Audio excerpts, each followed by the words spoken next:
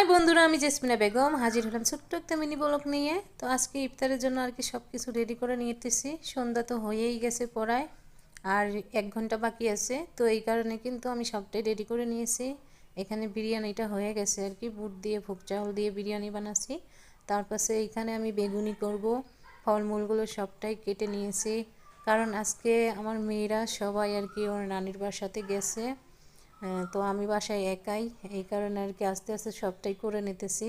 আর আমি তো বোনের বাসাতে ছিলাম, আসছি মাত্র, এসে এগুলোতে ঘর দুয়ার আর কি একটু ঝাড়াঝাড়ি করে তার পাশে আর কি এগুলোতে লেগে পড়ছি। আজকে অনেক ক্লান্ত ভাব হইতেছে, কারণ আমি তো ড্রাইভ করে গেছি আর কি বোনের বাসাতে, আবার মেয়েকে নিয়ে আসছি।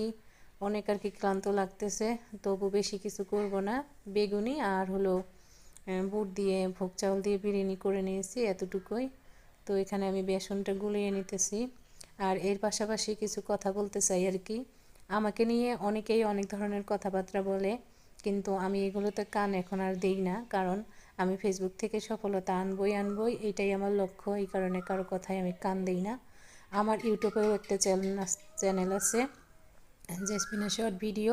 তো ইউটিউবের লিঙ্কটা আমি দিয়ে দিব, যদি পারেন আপনারা একটু আমার ইউটিউব চ্যানেলটা সাবস্ক্রাইব করে দিবেন। আর ফেসবুকে যারা যারা নতুন একটু ফলো করে দিবেন, আর আমার পাশেই থাকবেন ভিডিওগুলো দেখার জন্য আর কি, যদি আপনাদের ভালো লাগে। আর যদি ভালো না লাগে তাহলে আমাকে ফলো করারও দরকার নেই, আমার ভিডিও দেখারও দরকার নেই, কমেন্টও করার দরকার নেই। কারণ এমন কিছু কমেন্ট আছে যেগুলো দেখলে আমার আর ইচ্ছা করে না যে কাজ করি। কিন্তু আমি হার মানার পাত্রী না, আমি কখনোই হার মানব না। আমি কাজ চালিয়েই যাব, আমি সফলতা নিয়ে আসবো। এই তো কথাগুলো বলতে বলতে আমার বেগুনিগুলো হয়ে গেছে। আর এখানে দেখেন এই কিটা কিন্তু সান্তাটা কিন্তু আমার এটা মিনি সান্তা। আমি কিন্তু সব সময় ছোট ছোট জিনিসপত্র দিয়ে রান্নাবাড়া করা অনেক পছন্দ করি। এই কারণে কিন্তু আমি সবটাই ছোট ছোট জিনিস আর কি আমি ব্যবহার করি। আমি অনেক ভালো লাগে আর কি আমার ছোট জিনিসপত্রতে রান্নাবাড়া করাটা। তো বেগুনি একগুলো হয়ে গেল, এগুলো নামিয়ে নিয়ে আমি আরও একগুলো দিয়ে দিব। দেওয়ার পাশে আমি আর কি ইফতারি থালাটা রেডি করে নিব, টাইম পড়ায় হয়েই গেছে।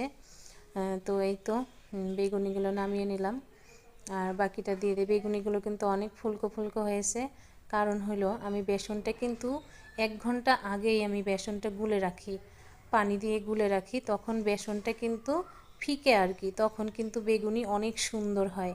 এই কারণে কিন্তু আমি বেসনটা আগেই গুলে রাখি। তার পাশে দেখি একটু পাতলা হইলে আর একটু বেসন দিয়ে তার পাশে আমি লবণ, হলুদ, মরিচের গুঁড়া, মশলার গুঁড়া সবটাই দিয়ে দিই কিন্তু।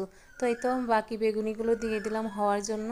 এখন আমি এই যে ফলমূলের থালাটা নিয়ে নিলাম, নিয়ে যেহেতু আমি একাই আজকে একটাই থালা